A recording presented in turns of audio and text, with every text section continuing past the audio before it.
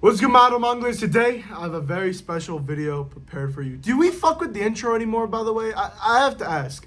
What's good, idol monglers? Today, we have a very special video prepared. Do we fuck with the intro anymore? Should I do, like, one of those, like, 2010 intros where I'm, like, flashing lights and colors, like one of those Minecraft intros?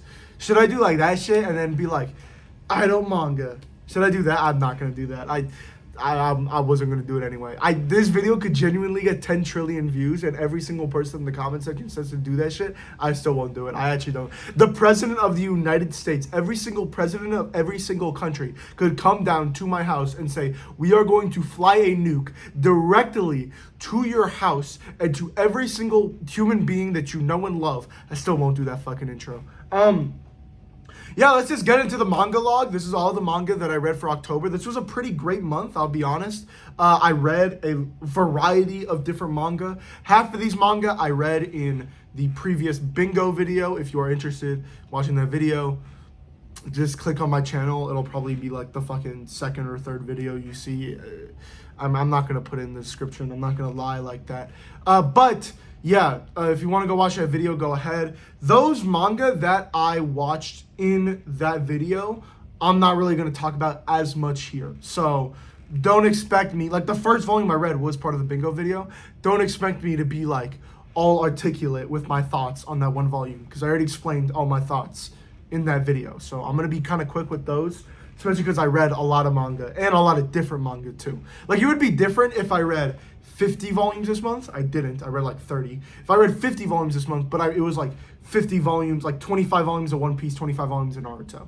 Like, that would take less time than covering 35 or whatever, how many I read this month, of a bunch of different manga. So, which is what I did. Oh, and I go from worst to best. So, first thing I'm going to talk about was the worst thing I read this month. Last thing I'm going to talk about was the best thing I read this month. But I say this all the time, don't get like caught up in like the rankings and stuff. Like, if I have something second to last, it does not mean it was the worst thing I've ever read ever. Like the thing I'm about to talk about now, I didn't read any bad manga this month. The thing I'm about to talk about now is not the worst thing I read this month. Or it was, but like, it wasn't bad at all. I just didn't really like it very much. Okay, first volume. Let's just get, by the way, this camera angle, because I got the new tripod because my shit broke before. So weird, but whatever. First thing that I read this month was Yu Yu Hakusho, Volume 3. Or not first thing I read this month, the worst thing I read this month. Yu Yu Hakusho, Volume 3. Honestly, if I was a Yu Yu Hakusho fan, I would be fucking pissed. Because there's a volume that I'm going to talk about after this volume. Let's say, my favorite manga is Haikyuu, by the way. If someone made a video like this and was like, I'm doing it worst to best, whatever, and they're like, first thing I read this month was Haikyuu, and then proceeded to mention the manga that I'm about to mention, I would actually be fucking pissed. But, Yu Yu Hakusho, yeah, this was a pretty decent volume. I think this manga is kind of heading towards an area that I don't really like very much, where it's getting more into like the world and the power system and just like the creepy crawly ghoulies of Ghost World, and I just don't really care that much. It's all pretty basic. I more care, especially in that first volume when it was a lot more about Yusuke like helping other people. I liked that a lot more than what Yu Yu Hakusho is doing right now. But I hear it has like the best sports arc, or the best tournament arc ever. So obviously I'm going to keep reading. And I have like the first 10 volumes. So like, obviously I'm going to keep reading. And the fucking bingo card 4 has Yu Yu Hakusho on it. So there's a chance I have to read it next. All right, next is another volume that I read for the bingo video. And I would honestly be, if I was a Yu Yu Hakusho fan, I'd be fucking pissed. Prison School, Volume 1. This was surprisingly pretty good, I'm going to be honest. Obviously, there are a lot of issues with it that I just do not care for. At a certain point, it's not even fan service. Like, yes, there are like, oh, this character's sexy and this character's big titties or whatever. But there's so many instances where it's just like straight out disgusting and it's not even like fun to even look at. It's more that than even like sexy at all. But this manga surprisingly has like fantastic pacing and stakes, and the mission our two main characters are on is like actually really interesting and really like well thought out. and it's just really well done. Surprisingly, I was honestly shocked to the fact that this manga is actually pretty good, and not just Gunner. Well, it is Gunner bait, but like it has a level on top of that. So I'm very happy that I was able to read it and I was able to, not affirm my original thoughts about this manga. Why does my hair low-key look like The Weeknd right now? You know that song about the Weeknd is like, I can feel my face. You know that music video? Why does my hair low-key look like that shit? You guys can't see it. I got like the mullet in the back too. I gotta get a fucking haircut. Okay, that's Prison School. Again, those two manga were in the bingo video. So if you care more about my thoughts about those two manga, go watch the bingo video. Here's a manga that was not part of the bingo video. It is Girl Crush Volume 1. I recently showed this off in a manga haul. Or I haven't done the manga haul video yet, but I did a manga haul in the live stream. I'm also going to do the video. I'm going to do both. But I recently picked this up at a Books A Million. Genuinely, I knew it came out and I heard it was good, but it just looked like something that I was not going to be interested in at all. But recently, I'm going to talk about it later too. I read Wand Dance and I fucking love Wand Dance. And I was looking for more like dance manga adjacent, just something to give me the Wand Dance fucking serum that I want, the elixir, if you will. I'm never going to play Clash in my entire life. And this was pretty good. It wasn't anything like, it wasn't close to Wand Dance, in my opinion, but it definitely can get there. It definitely has the potential to be close there. I actually think the relationship between the main character and like kind of our rival here is really interesting. The premise is basically this girl was like bullied for a lot of her life because she like was like good at everything. That's basically like kind of the plot. She was really like athletic and like good at everything, and she got bullied for it. But she met this kid or this guy as a kid, and he like made her feel like a friend. So she's like, okay, I'm gonna be good at everything for him, and she like has this big crush on him.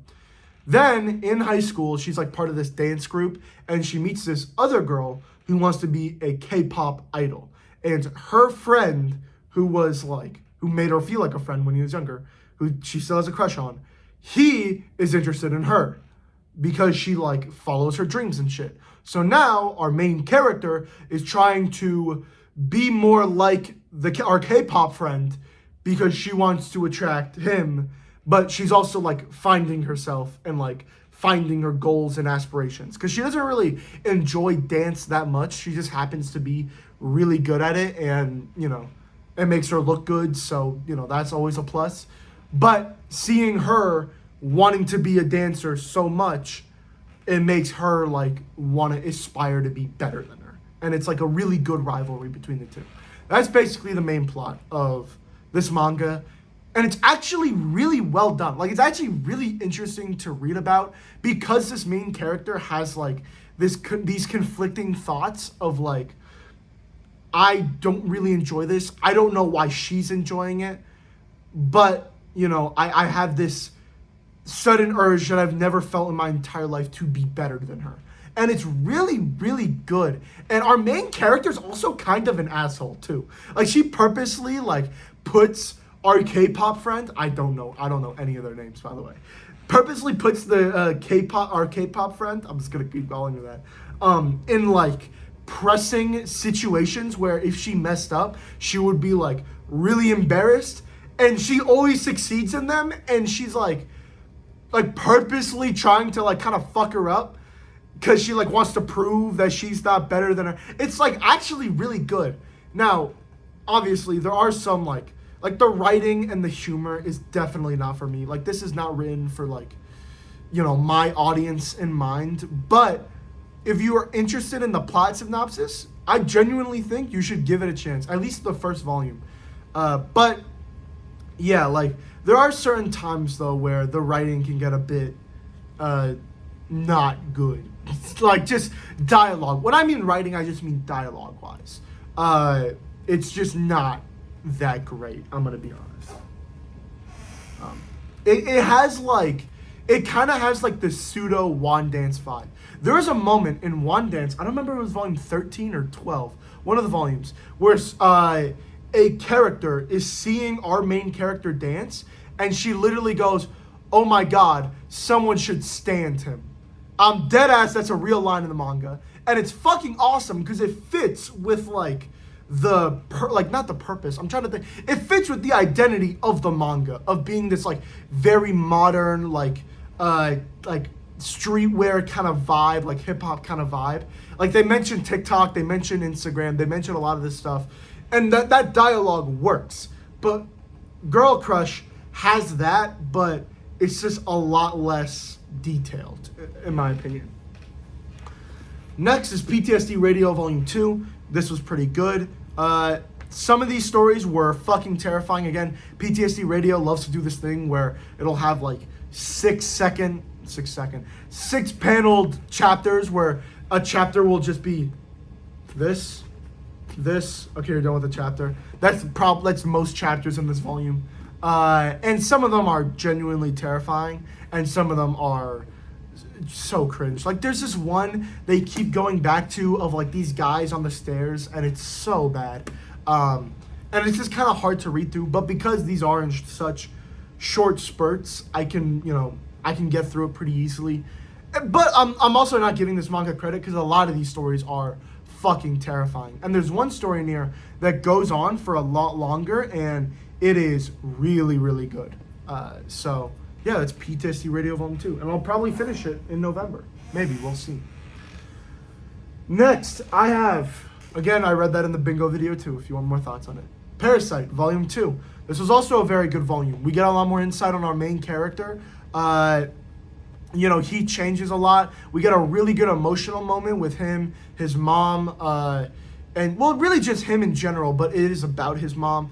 And this manga does a lot of things that I didn't think it was going to do, and I'm really glad that it did. And I feel like this manga could, in the future, get a lot better, especially because it's 8 volumes.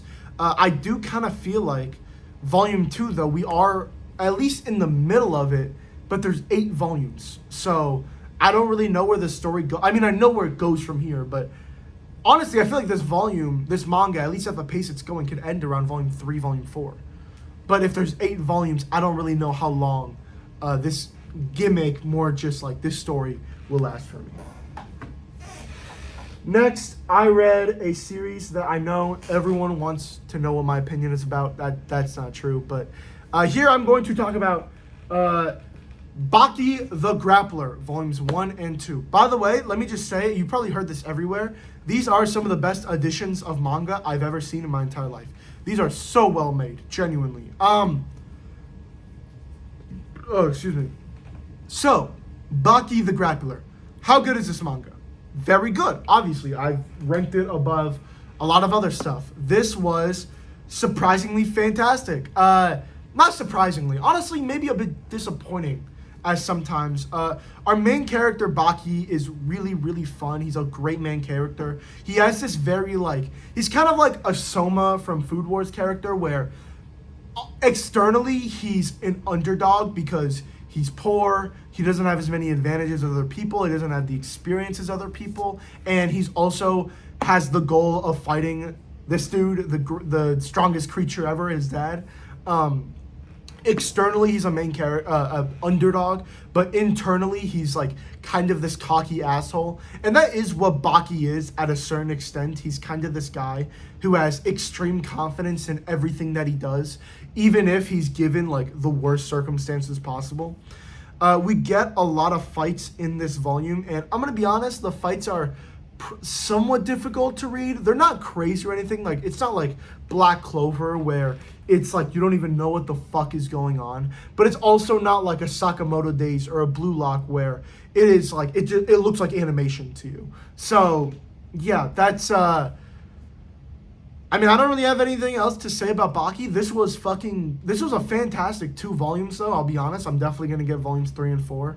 I'm really interested in reading the rest of the series, especially the cliffhanger that Volume 2 leads on. They kind of do this thing.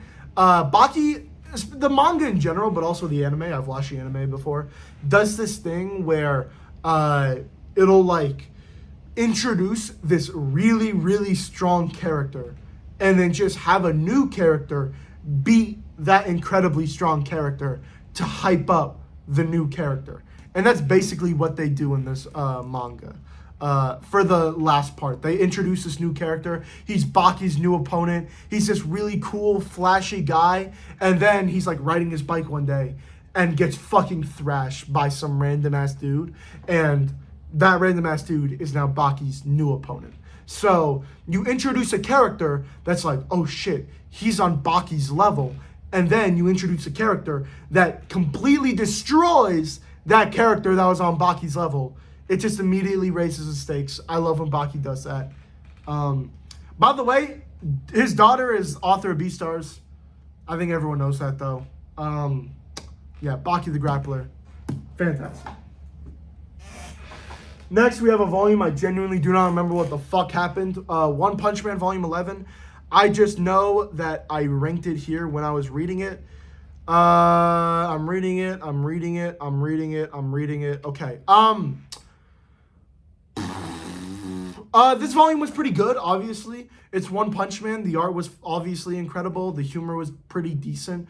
I'm not the biggest fan of the humor in One Punch Man, but at times it can be pretty funny. And I think Saitama is really growing for me as a main character, especially like his gang of friends, like him and Genos and King and Fubuki, maybe is her name? I don't fucking know. But like their little gang of people is really, really fun to read about. And you know, they're just fun characters and the art is fantastic. And yeah, it's a pretty good manga. And we're getting into like this tournament arc kind of thing, which I'm, you know, having fun with. All right, next we have a manga that has been heavily requested for me to read because I've said previously that I like The Fragrant Flower Blooms with Dignity. It is the best romance I've ever read, and someone on this channel has been insistent on me reading this manga because she thinks it's better than or at least she thinks it's equal or something. I don't know. She just thinks that I would like it. My Love Story, volumes 1 and 2. Now, I have conflicting feelings about this. One, I think the romance is incredible. The romance is really, really good. It's really sweet. It's really cute. The main character is just a bundle of joy, like all the time. And then the main girl is really, really sweet as well. And they don't have like forced drama, nor do they have forced chemistry. It all feels exceedingly natural. And yeah, this is just a really fantastic romance. Now, here are my problems. And they're not really, well, one, I think the gimmick is already got kind of old with the main character. The gimmick is the main character is extremely macho, and all of his life he's gotten rejected by women because women will like him. And he they won't like him, but they'll talk to him just to get close to his friend. And he thinks that, and he like starts to fall in love with them, and then he'll get rejected by them. And then they'll go to his friend, and then he'll reject them. But like, that's kind of the thought process around it. That's kind of like the whole idea around the main character. And he's like this super macho guy. And it just got kind of old, kind of quick.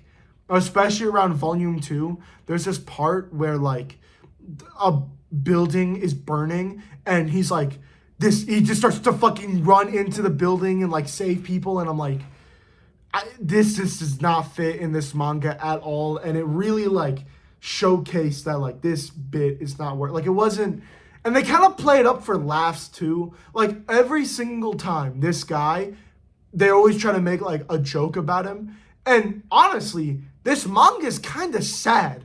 Like, it is genuinely kind of a sad manga because this main character, like, he genuinely, like, does not believe in himself at all.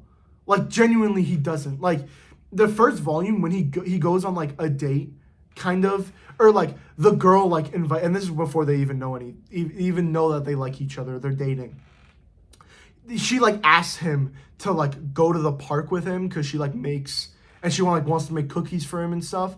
And he's like, why is she asking just me? oh, she's just interested in my friend like every other time. I'll just invite my friend. And it's like, it's sad because this guy has absolutely no confidence in himself at all. And he has no faith to like have a girlfriend. And he just thinks that every single girl that'll ever talk to him ever is always going to be interested in his friend. And it's like, and a lot of chapters like hinge on this. And it's just like depressing as shit. Like, it's not funny. It's not romantic. It's like, I feel bad for the guy. And like, they don't do anything with it. Maybe in the future, he'll grow as a person and he'll start to be more confident or whatever. And it's not that he's like unconfident in the sense of like, oh, I suck. Oh, I do this. It's like, I don't want to say, it's not nonchalant. That's not the word I'm looking for. It's like indirect unconfidence. It's not indirect. What's the word I'm looking for? Unconscious. There we go. Unconscious unconfidence. Like, it doesn't even faze him that someone would even think of him like romantically. And like every single time, like especially the chapter where like he meets her friends, he like thinks he like has to prove himself and shit like that. And it's like just like kind of fucking sad. Genuinely, it kind of is. And I don't think that's what this manga is going for at all. And overall, it kind of ruins the experience. If it didn't have that aspect, and even if it did, at least to a lesser degree, I would probably like this a lot more. But there's just so many times where I'm like, bro, oh my God, I completely forgot. There are so many scenes where like him and his friend are like walking or whatever. And like they help an old lady. Or like there's this one scene where like the fucking like, I don't even remember what happens, but like her fucking, someone's like child like jumps off a bridge or something, or like falls off a bridge. And then the main character goes in and swims and grabs him and carries him off. And he's like this fucking hero. And then the mom's like thanking his friend, being like, oh my God, thank you so much. And he gets no fucking recognition. I'm like, bro, being this guy would fucking suck. Like, genuinely. That's just the life of this guy, and like they don't talk about it at all. It's just played for laughs, and I just don't find it that funny. That's my luster, though a great manga. Though I actually did enjoy it very much. Next is another manga I've already talked about, Hell's Paradise Volume 6. Talked about this the other video. We get some cool revelations in this volume. We get some actually really cool moments.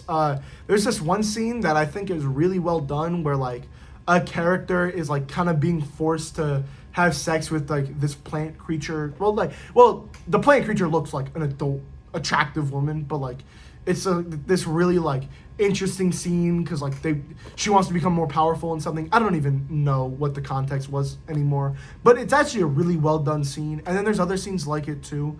In the future, I do want to talk about something though, which is the fact that like you can have.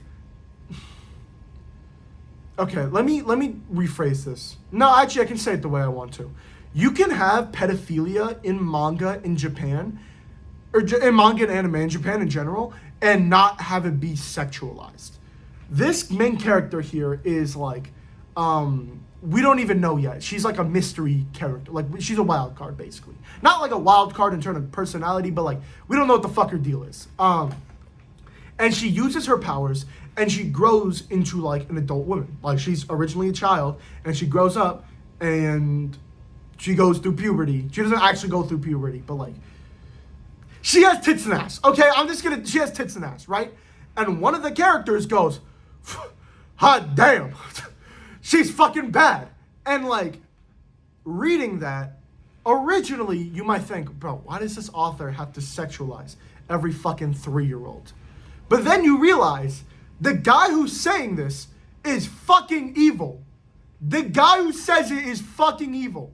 You can have, and they don't sexualize her as a character, but they make it apparent that this guy does not care that 3 seconds ago she looked 5. He doesn't care. This guy is fucking evil, and you can have those scenes and have those moments in manga without it being a lolicon. Basically, is what I'm trying to say. But most of the time it is a lolicon. But You can't, like, that. Those don't exist. And that's, Hell's Paradise does do that in this volume. And just in the series in general. But yeah, overall, this is a great volume. So, fantastic. Next is a manga that maybe a lot of you would be disappointed I put so low, especially because of the manga that are going to come after it. But just this one volume, I didn't think was as impressive as people talk about it. And it's Berserk Volume 3. This is a great volume, obviously. But, I mean, I don't really have any problems with it. It's just, it didn't live up to what people talk about Berserk. Now, we're going to talk about it later. I'm just going to get to the next volume. I'll mention it when we get to the next volume, and I'll talk about Berserk more. Because I have more things to say about it. But, yeah. All right, next, Tokyo Ghoul Re, Volume 1. I really, really liked Tokyo Ghoul, the first part. But with Tokyo Ghoul and Chojin X, I feel like the series usually have... Oh my god, my back is fucking killing me. I feel like these series usually have a really, really slow start at the beginning. Because the start is at the beginning. Okay. I'm a fucking idiot. Usually have a slow start at the beginning. And I was expecting that with this volume. But halfway through, they do a reveal that I didn't think they were going to do so early on. And it turns this manga into fucking overdrive. And it becomes fan-fucking-tastic. But I still do think that a lot of his manga, Sue Ishida's manga in general, have pacing issues. But at least in this first volume, at least in the second half of this first volume, there aren't any. The first half, different story. There are some, but yeah, it's not really a problem. All right, next, I think it's to this volume? Yeah, okay. We have Eyeshield 21, volumes 3, 4, 5, 6, and 7. I made sure to put the and there in the middle of those two numbers. I mean, this is Eyeshield 21. We gotta talk about this. I've talked about this manga before in other videos, but Riichiro Inagaki, the author of this, the author of Dr. Stone, and the author of Trillion Game, needs to be talked about in GOAT status. Genuinely. The way this guy writes characters, the way this guy writes stories, it's fucking incredible. It is genuinely incredible. Yeah, that's basically all I have to say about this manga. We get introduced to a lot more characters in these volumes that are really, really fun, that I really enjoy. We especially get introduced to this character. I think his name's like the Black Panther or like something like that. He's like an American player, and like his coach is like super duper racist and like will never let him play, even though he's like probably one of the best players on the team. But he's like basically their water boy. And he has a really cool story, and he like, they kind of create this like rivalry between him and our main character. He's really fun. Obviously, we get introduced to a lot of other characters too. We get introduced to, I mean, we don't want to introduce to this new team in this volume, but we get to see like a sense of what they are. And yeah, I just love it. Like, I feel like a big issue in a lot of these classic sports manga are introducing characters and making them stick and making them be memorable. And this manga has not run into that issue so far.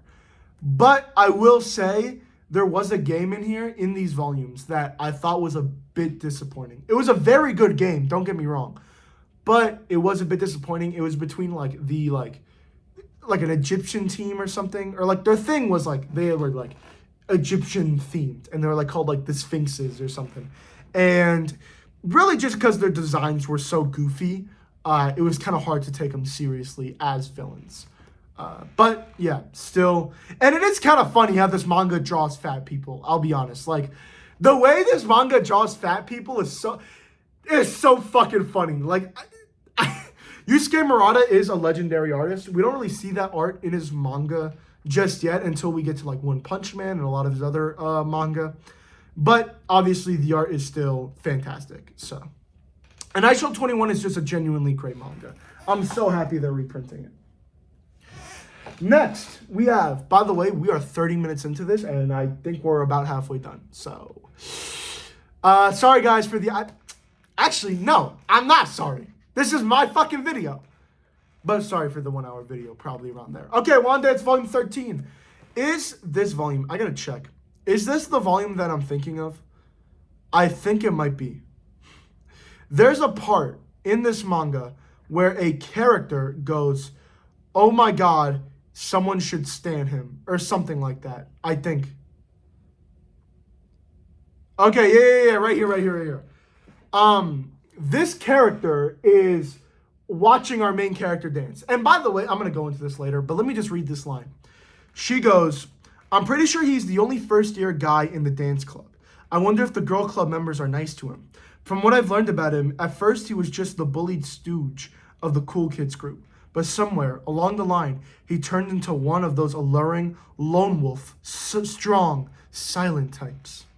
Being a dancer who hardly talks is just too cool. Ugh, everyone shut up and stan him already." That is a real fucking line in this manga, and it's peak. It is peak. But yeah, I love this manga. But honestly, some of the earlier stuff in volumes 10, 11, 12 were better than what this volume does. Though this volume was fantastic, and I am just such a big fan of Wand Dance, man. Like, it is genuinely, like, I didn't really notice it. It's a manga you really have to, like, sink your teeth into in terms of, like, just reading a lot of it. Because it is a lot of, it's a manga that definitely hinges on personal growth. And you don't get that until, very much in the future, until you start to realize how much the main character has changed. And just the fact that the main character has someone that looks up to him and is, like, attracted to him because of his dancing and, like, his, like, strong silent type, but also, like, because of his determination for dance. And the fact that the author can introduce a character like that and it not feeling forced is so fucking incredible. And it really just goes to show you how well done the character arc for our main character is. And this is not just in our main character. This is with a lot of different characters. And the antagonists are great. And it's just a general, overall best, incredible dance manga that I've ever read. And honestly, reading Girl Crush and seeing the lackluster dancing that they do in that, compared to Wand Dance, has given me a newfound appreciation for this art. Cause holy shit, the art is fucking fantastic. Like, just scenes like, I don't even know, like, here, let me get a good one. Like, just seeing a panel like this and just seeing the amount of fucking, like, energy and movement that is happening in that one still image and just getting that fucking feeling, like, in your fucking chest is underappreciated. And recently, another manga YouTuber did a video about this manga. He, I think it's That Manga Dude or something like that, I think. And he basically talked about how it was the first manga ever to give him goosebumps. And I totally agree. I mean, it wasn't the first ever for me. I get goosebumps all the fucking time. I'm just fucking weak like that. But, yeah, like, if you don't want to listen to me, just go listen to him. Because he also has great opinions about this manga. Next, I was about to take another manga out. We have Chainsaw Man, Volume 12. This is the start of Part 2. I've gotten comments about this, talking about how the Part 2 is a lot more shaky and less concise than Part 1. But I still enjoyed this first volume. Wait, what the fuck? No fucking shot. Bro! They do a Goodbye Eri reference. I didn't even realize that. That's a Goodbye Eri reference. And obviously it's the same author. So, like, it makes sense. Like, or maybe it wasn't even intentional. And, like, maybe he was just drawing, like, in a way that, like, looks cool to him or whatever. Or, like, it fit the scene well. And then it just so happened that Goodbye Eri and that scene were similar. That's a Goodbye Eri. That's peak. Goodbye Eri is one of my favorite one-shots I've ever read, by the way. Fantastic one-shot. Genuinely, should have been made into a movie before Look Back. But whatever. We're not even going to talk about it. I don't really have much to say about this. Chainsaw Man Volume 12. Fantastic volume. Again, I loved the first part of Chainsaw Man. I think the beginning of it was kind of lackluster. Part 1 at least. I think until really we get into the Katana Man stuff. And then into the Bomb Arc. And then into the Makima stuff. Really when it starts to get really, really good. And obviously, while the author, is having some great writing when it comes into this new main character and like her deal and like her relationship with the War Devil, or I think it's the War Devil. I don't know. Maybe I heard it from somewhere, or maybe they mentioned it in this manga. But like, she has like a devil inside of her or something, and like, they have like an entire like relationship, and or like not relationship in terms of romantic, but you know what I mean. And obviously, like, you really get to see the author's writing chops with that one part of this manga, and it's really well done, and I really enjoyed it. Chainsaw Man. You know what I'm just realizing? People actually watch this content. There are genuinely people right now who are watching this shit straight.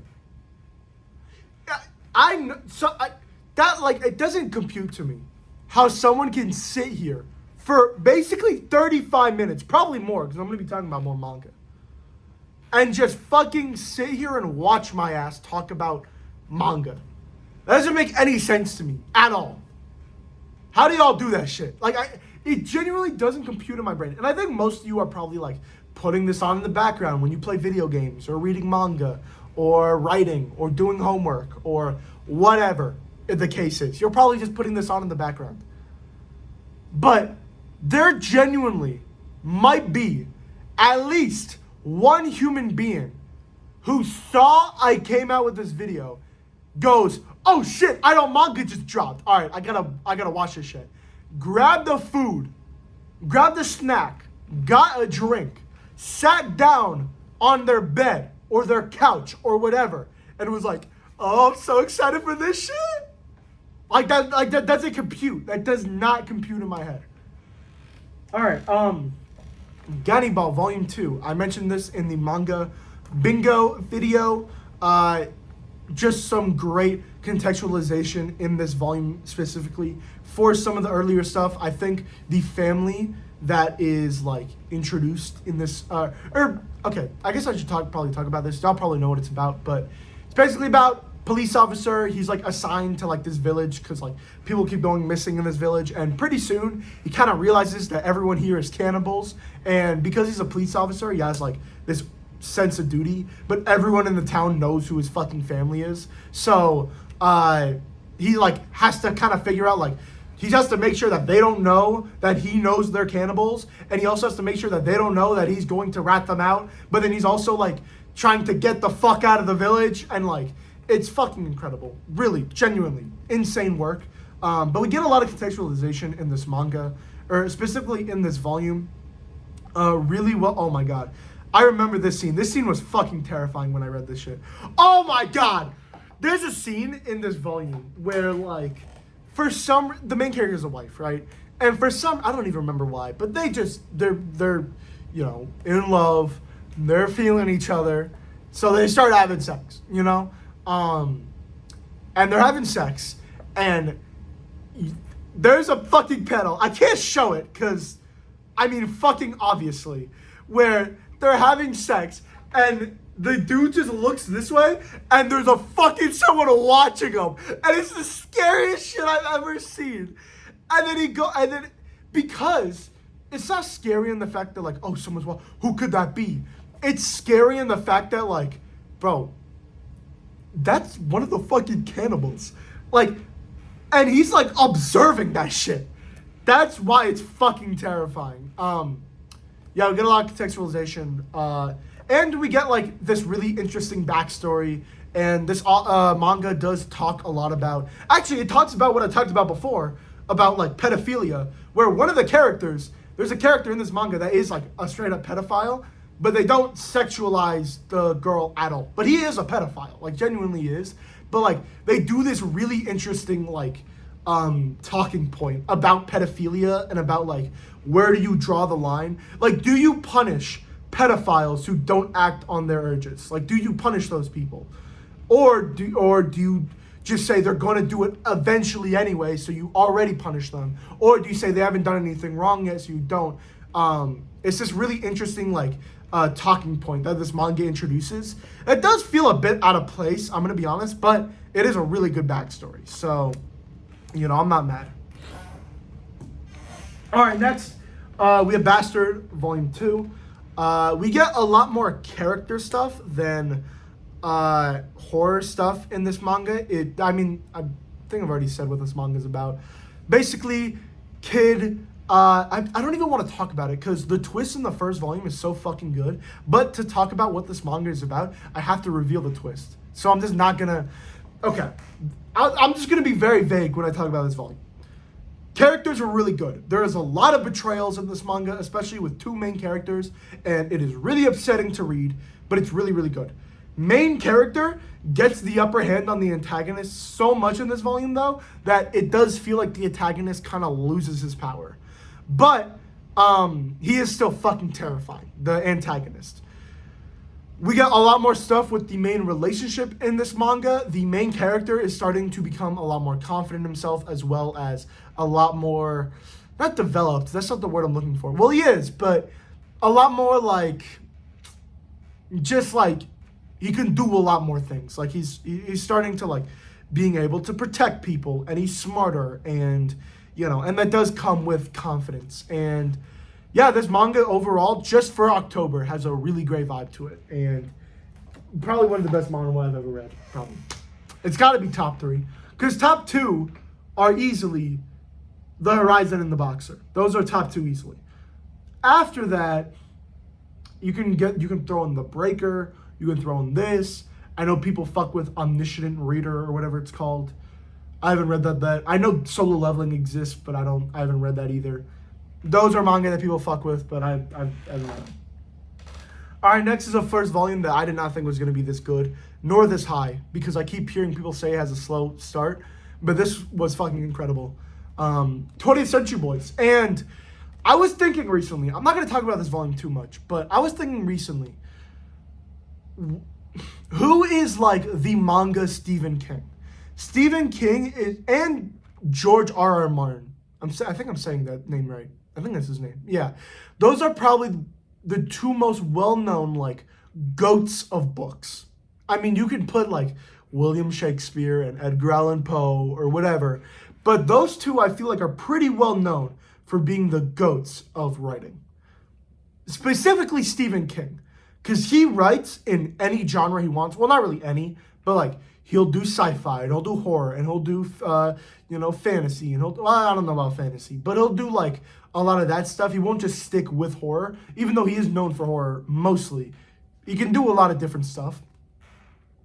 And I feel like he has, like, 70 different books you can start from, and I feel like Stephen King is definitely known as, like, the GOAT of writing, but I might be forgetting someone.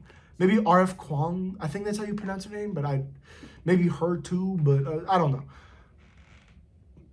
I believe Naoki Urasawa is our Stephen King. This guy, now obviously you can't write as many manga as you can books because they take a lot longer. Well, you can, but like the manga that he writes are really long. And he's doing it like, they're publishing like imagine if books were like that, where like you had to publish a chapter weekly and then in like 3 months time, they would actually print the book. But the chapters were already out there on the internet. Like, that would be kind of fucked up. So it's obviously harder to, like, make a manga than a book. But, or at least it takes longer to make a manga than a book. But despite that, I think Naoki Urasawa is, in my opinion, officially, has to be, like, our Stephen King. You could also say Takehiko Inoue, but Takehiko Inoue is less consistent with him making manga. Naoki Urasawa is still making this shit, and he is genuinely like he has to be considered a goat of manga. He has to be, and I think he is. He is considered a goat, but he's fucking incredible. You could also say like Osamu Tezuka, but I feel like Osamu Tezuka is like the William Shakespeare. Like he's the founding father of writing. Like he. Like, you know, your fucking English teacher will always talk about, William Shakespeare actually created the word for important. And you're like, fucking awesome. But, or like, you know, cool, Mr. fucking apricot or whatever. I was going to say one of my actual teachers that I used to have, but yeah, I'm not going to do that. Bro, it'd actually be fucked up if one of those was watching, bro. Low-key, I was doubted by my fucking teachers. Especially when I was younger, I was doubted. What am I talking about? This volume was fantastic. Okay, let me just get it out of the way. This volume was fantastic. The twists and turns in this manga are incredible. The writing is incredible. The twists are incredible. I literally just said that already. The story is incredible. It's creepy as shit. The pacing is fucking fantastic. I don't really have much to say about this. This guy is the goat at writing. Yeah. 20th Century Boys is great.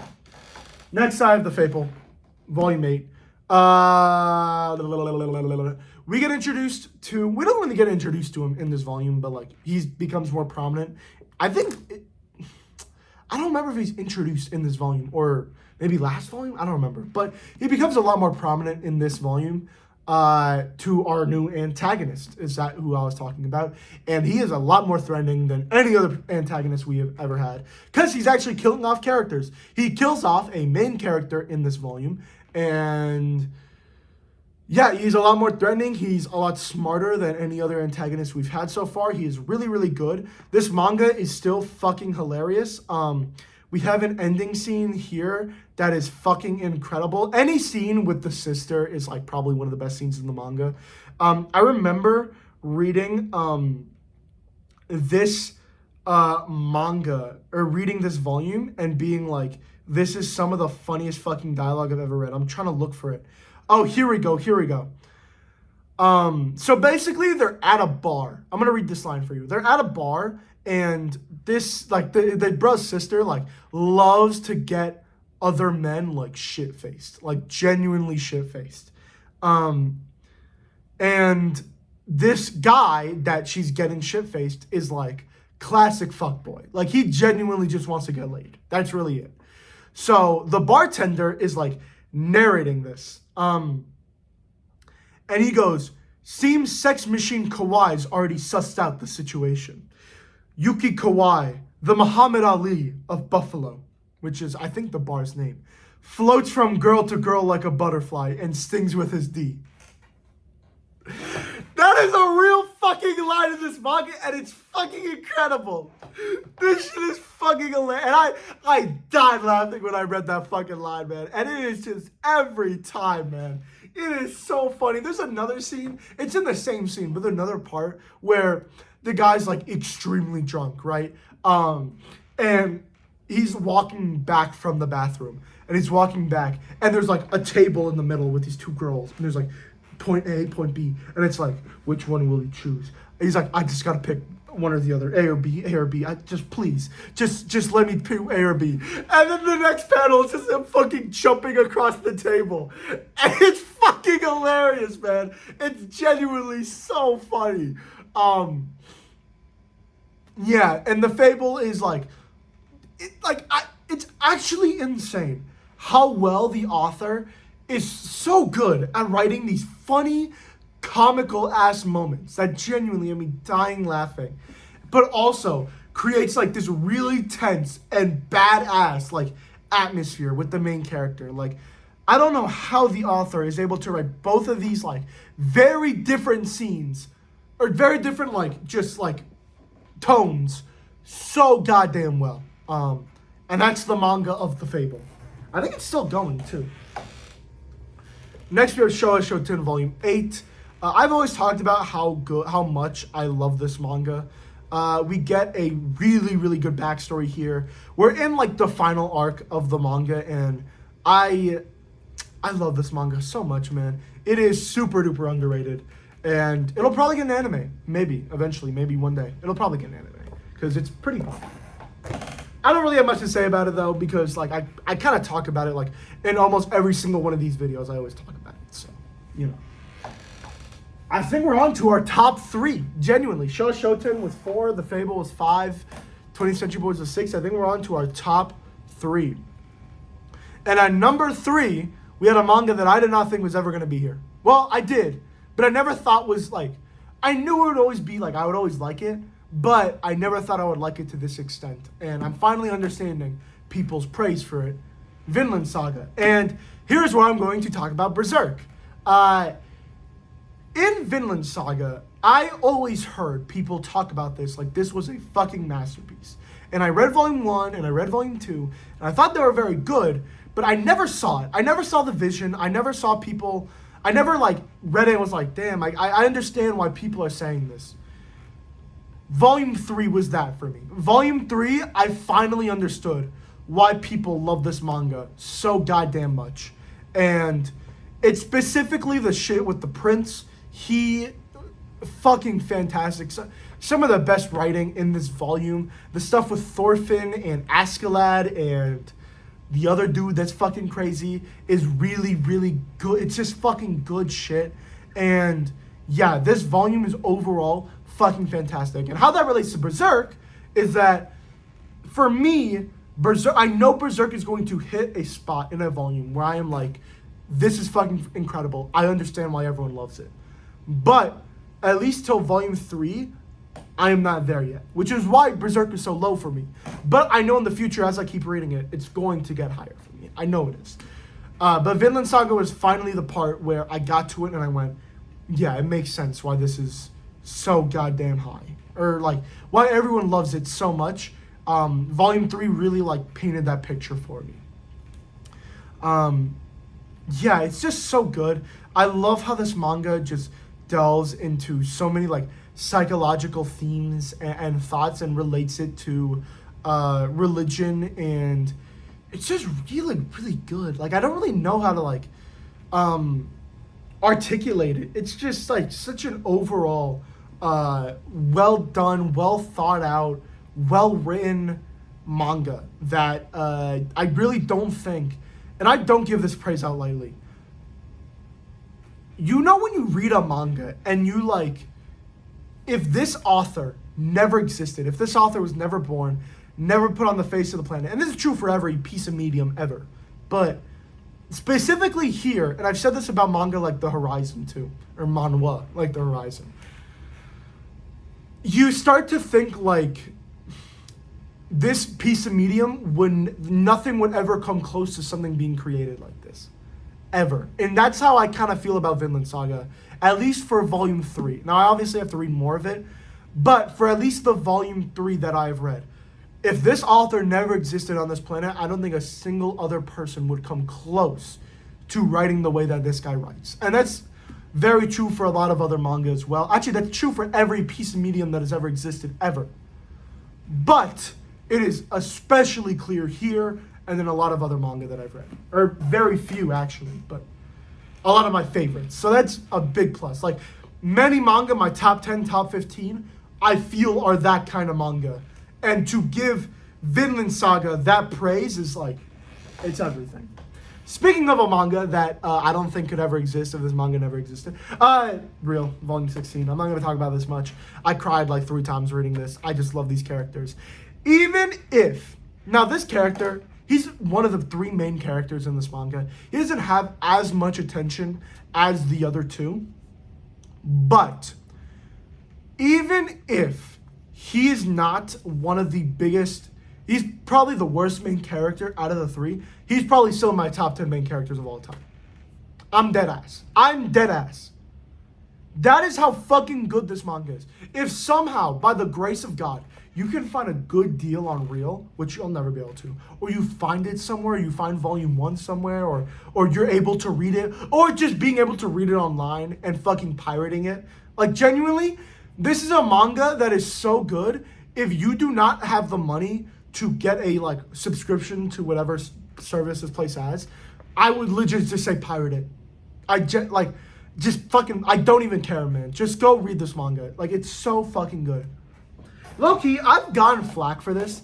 I was talking to some guy and he was like talking about how like I'm an asshole for reading Blue Lock leaks and not like buying the Kodansha subscription or whatever to read Blue Lock. I've literally bought every single volume that has come out in English so far. So I'm supporting this shit more than you. So I don't, like, even if I'm reading the shit online illegally and I'm reading leaks on Twitter and shit, I'm buying the physical volumes. Like, that's still happening. So, like, as long as you buy the physical volumes or like you read the leaks and then maybe after you go read it in Kodansha or whatever, I really don't think it matters all that much. I really don't. Kodansha are still getting like a monthly fucking $12.99 from me. So, you know, whatever. Wow, my voice is fucking shot, and here's the final volume. The number one volume that I have read this month, and I'm going to be 100% honest. I'm looking back on this, I don't remember why I put it this high. But it's okay. Okay, I'm going to first read it. It's Haikyuu. This is my favorite manga of all time. I've already read this. I've already read the entire thing. But I'm rebuying the omnibuses. 16, 17, 18. I don't remember why I put this manga so high, but I trusted my past self, and it obviously would make sense for me to put this aside because it's my favorite manga of all time. This covers, well, looking through it now, I kind of know why. This covers the end of the Aoba Josai match and the beginning of the Shiratorizawa match. And that's probably one of the best stretches of this manga that is in this manga. The Aoba Josai match, it's kind of crazy thinking about that match and it being one of my favorite I remember reading it, really watching it, because I watched the anime first. I remember watching it and thinking, this is fucking incredible. I don't know how anything I could read would top it. And I remember reading it originally and being like, nothing could ever top this match. This match is fucking fantastic. There's so many stakes. There's so much good writing. Every character gets to shine. The art is fucking fantastic. The pacing, damn near perfect. Every single aspect about this match is a 10 out of 10 for me. And I would not change a single panel, a single line, a single drawing, a single letter. I would not change anything about this match. And looking back after reading this manga and being able to proudly say that, like, this match is probably not even top 5. Like, do you know how fucking good that feels to say about your favorite manga? Where you could take a match or a fight scene or a moment or whatever and give its praises on how damn good it is. And being like, that shit's not even top 5. Kamo Meta is better. Nekoma's better. MSBY Jackals / Alders is better. Inarazaki's better. Shiratorizawa's better. That's fucking crazy. That is fucking crazy. Those 5 matches are better. Honestly, Aoba Josai's match, I would put it 6th. 7th, I would put the fucking Fukurodani match. Fukurodani versus the guy who's number 2, the ace or whatever. That match I would put 7th. Then after that, probably Aoba Josai's meeting their first ever match. Then probably Jozenji. Then the match, the original match. The first match in the Nationals. Then probably, if we're going by arcs, if we want to classify by arcs and have every match be its own arc, which I'm fine with, because honestly they kind of are. Brazil is probably 3rd. It's probably Kamo Medai, Nekoma, Brazil. MSBY Black Jackals, or whatever they're called. Shiratorizawa, Inarizaki. Ooh, is Shiratorizawa or Inarizaki better? That is a tough question, genuinely. They are both fun. Honestly, I would have to go with Inarizaki just because I think Inarizaki, they're not as threatening as antagonists, but I think the characters on that team are more interesting. Even though Tendo is one of my favorite characters in this manga. I can't even give my favorite characters because there's so many. And Ushijima is one of my favorites. And even some of the side characters like the setter, who I'm forgetting the name of. Even he's very, very good. The twin duo, the Kita. Oh my god, what a great character. Aran. Like, genuinely. I gotta stop talking about Haikyuu, man. Reading back Haikyuu is like sparking my love for manga again. Like, that's how fucking good this manga is, genuinely. That's how fucking good it is, man. But actually, though, if I had to give my favorite character, it would probably be that one blocker on Kamo Medai, who has that probably one of the best backstories I've ever read ever. It is so short, yet so effective. It's fucking incredible, man. Bro, fuck! Bro, do you ever get pissed off when, like, you read something so good, you low-key get pissed off that, like, you couldn't have fucking written it? That's how I fucking feel when I read Haikyuu, man. Okay. That is the end of the video. Thank you guys for watching. This was a, wow, we actually did hit an hour. That's fucking crazy. Thank you for watching. I love Haikyuu. I love every single manga that well, not every single manga that I talked about. Most of the manga that I talked about, I absolutely love. Next video will probably be the predictions video, just because King of Predictions right here. I don't know what's going to be after that. I'm thinking for the live stream, though, this weekend. I don't know if this will come out Saturday. I don't really know. Live stream this weekend, though, we're probably going to be doing a tier list. That's going to be really fun. That's going to be really fun. So, yeah. Thank you for watching. You remember when back in the day, you know, I'll do it for this one because this video is an hour long. I used to do this thing, if you made it to the end of the video, drop this emoji. If you made it to the end of the video, drop a tree emoji. Drop the tree emoji in the comment section down below if you made it to the end of this video. I'm bringing it back. I kind of stopped doing it because I thought it was kind of cringe. And I feel like some people were just cheating because they were like, they'd see one guy drop the tree emoji and then other people would start doing it. And I felt like it was kind of cheating. But, yeah. If you made it to the end of the video, drop the tree emoji. I love doing these videos. Thank you guys for watching. Again, still crazy. There might be someone here still fucking watching. That would be fucking crazy. Okay. Bye.